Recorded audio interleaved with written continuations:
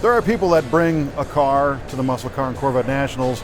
Then there are friends like Dan Vasick here who are responsible for kind of corralling a bunch of cars through the invitational displays. And every year, for many years, you've been instrumental in getting a whole bunch of cars together. This year, we're looking at a gaggle of W31 Oldsmobiles.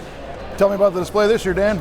Well, I figured I always try to think of cars that kind of need love, or cars that really people don't know a lot about, and what better way to educate the muscle car staff and the people that love these cars like you and I, other than showing them the cars themselves and educating them here at the Muscle Car and Corvette Nationals. Yeah. So I picked this year the W31 Ramrods that Oldsmobile made 3 years only, in 68 and 69 and in 70.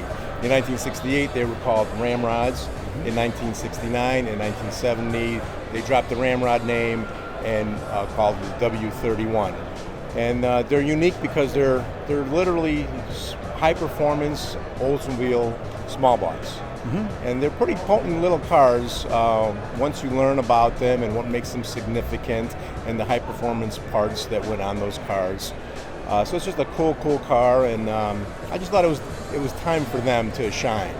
Yeah, I brought 17 of them here to the this year's show, and great time with all of them. All the owners are very appreciative, great guys.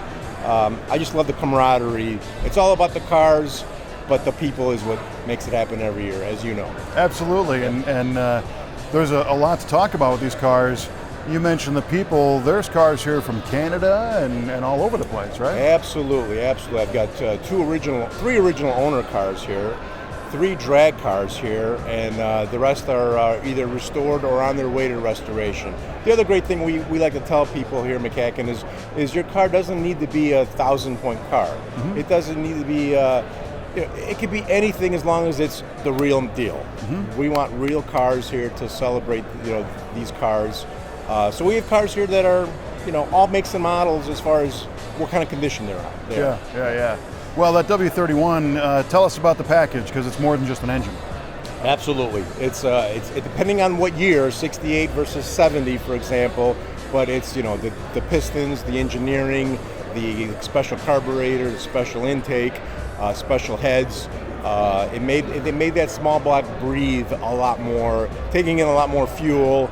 And the only problem that they had is they had a lumpy cam, so therefore they lost some brake vacuum. So you couldn't get power brakes on them, which was okay for the drag car guys because we knew how to stop. Yeah, right. Yeah. You need the other pedal. You need the other pedal. Yeah. Exactly. Plus some kind of weird things like the harmonic balancer's different. Absolutely. So that's kind of the most important ingredient, if you would say, on a Ramrod or a W31 is that harmonic balancer. It's a telltale giveaway. If you see that thing and it's 2.5 inches wide, you know what you got there. Yeah, right on. Yeah. So it's interesting to me that you're standing in front of a race car. Yep. That you had a lot to do with bringing it back to life, I guess. Yes, if you remember 6 years ago, El Malo, which means the bad. Yes, nice. Yes, which means the bad. The bad was in the barn finds. Yeah. And so I resurrected it. It wasn't I don't call it a restoration. It's a resurrection. This car's 95% most original paint. And it's so really cool that we re-lettered it back to its glory date as it was in 1970. And we invited the family here. The family was here. They spent the whole weekend with us, so it was a very emotional weekend. And I had the pleasure of bringing the car back to what you see here behind us today.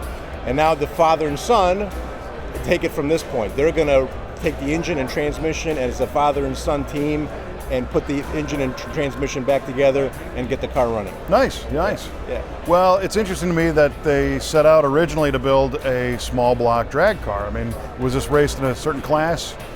Yes, it was. This car is very historic. It's all on YouTube. You can do some research on it if you really want to know the history of El Malo. It's a car that lived the days, and really, I was the only guy to take this dash apart. When I took this dash apart, it has 72 miles on it. And the reason it has 72 miles is it's a 4-speed car. When they took it they wanted to make it a drag car, and they wanted to put it up, make it go faster. They took the 4-speed out, never connected the speedo, There you therefore the 72 miles. So cool story. Yeah, definitely. Yeah. Well, listen, Dan, I always appreciate you kind of digging deeper and finding the cool cars that, like you said, a lot of people might not know about. Yep. And I love the fact that the W31 cars offer such variety. There's hardtops, there's post coupes. I think there's even a couple of convertibles out there. There Right? are. We're trying to find more and more of those. I heard some talks this weekend that one is close to being found in a convertible. There you go. So it's phenomenal. It brings us together, brings us all in one group, and we talk about it, and that's kind of how things evolve. And not only that, you always dress the part of whatever you're displaying. I do. No Cubs gear this week, but I try to represent the Oldsmobiles. Yeah, Give the great Oldsmobiles job. love. Awesome, man. Thanks, Kev. Appreciate Thanks, Dan. it. Dan Thank you. being Dr. Olds this weekend That's here right. at Muscle Car and Corvette Nationals. Thank you. Yep.